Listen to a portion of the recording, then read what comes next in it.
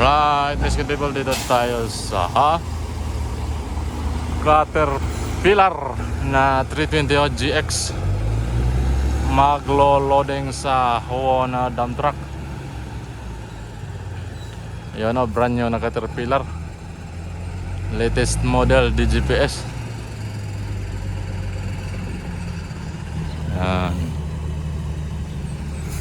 maglo-loading ng aggregates na G1 pang halo sa buhos.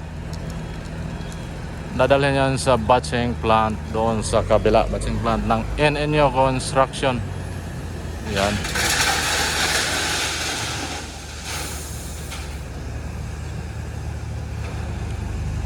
Shout out sa operator ng excavator, si Untol. Yan o, si Untol, yung operator ng excavator na kasamahan ko dati. Yan o, ganda ng unit niya, brand new.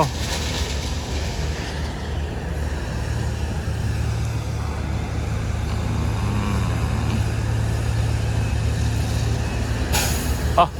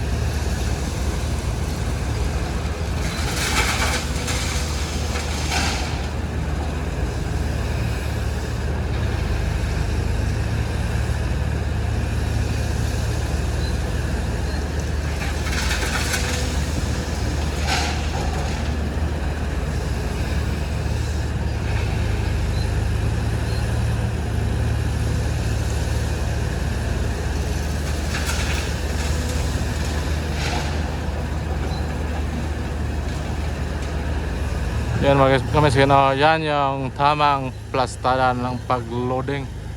Yan o, inuuna niyang punuin doon sa dulo.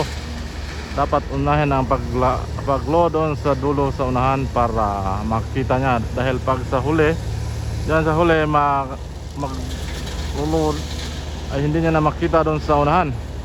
At advantage rin ang naka-incline o nasa ibabaw ang excavator para kita niya ang buong dump box. Yan.